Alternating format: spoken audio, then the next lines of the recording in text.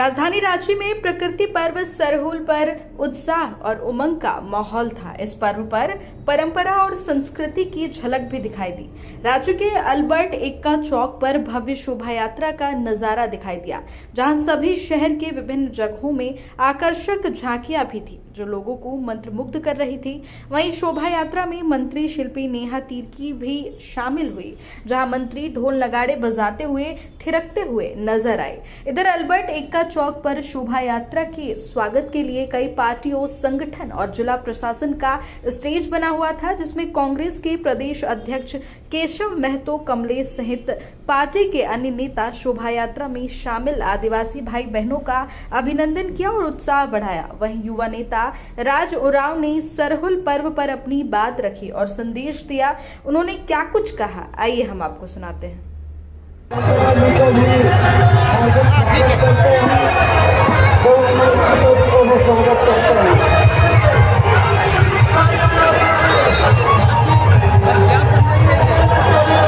आज बहुत बढ़िया दिन है।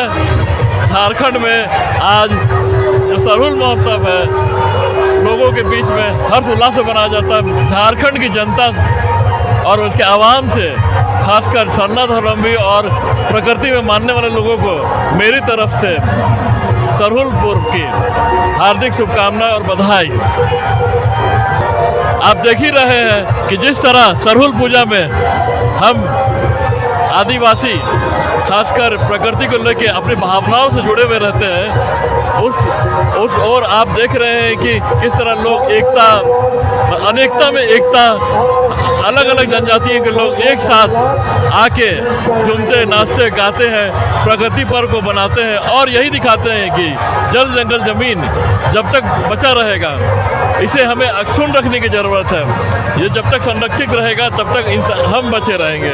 आदिवासी अपने प्रकृति के प्रेम को इस पर्व के मार्फत और एकता के मार्फत, भाईचारा के मार्फत दर्शाते हैं और मैं सभी से यही कामना करता हूं कि आसपास जल जंगल ज़मीन को आप भी संरक्षित करें। यहाँ आप देख सकते हैं काफ़ी झांकियाँ निकाली प्रकृति के ऊपर, पॉल्यूशन के ऊपर, और हर झांकियों में एक एक मैसेज था आदिवासी से जुड़ा हुआ, प्रकृति को बचाने को लेकर मैसेज था। और अब मीडिया के माध्यम से, ऑनलाइन मीडिया के माध्यम से देख सकते हैं कि किस तरह लोग, आदिवासी, यहाँ के मूलवासी ये दर्शा रहे हैं कि प्रकृति को बचाना कितना ज़रूरी है। इसे मुझसे अगर मेरी ओपिनियन पूछी जाएगी, बहुत लोग बोल रहे हैं राजनीति है, पर मैं अपनी ओपिनियन में यही बोलता हूँ, ये भावनाओं की लड़ाई है।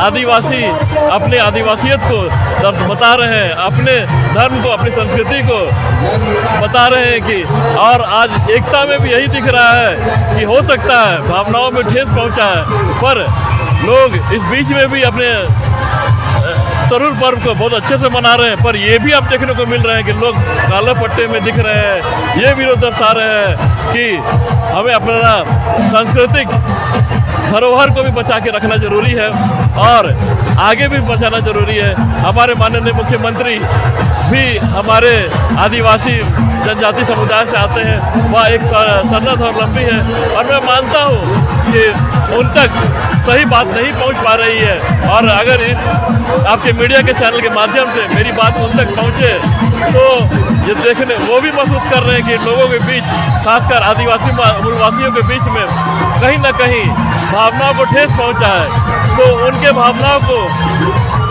अक्सर बिना छेड़छाड़ किए हुए उसे समझने की कोशिश किया जाए कि आखिर क्यों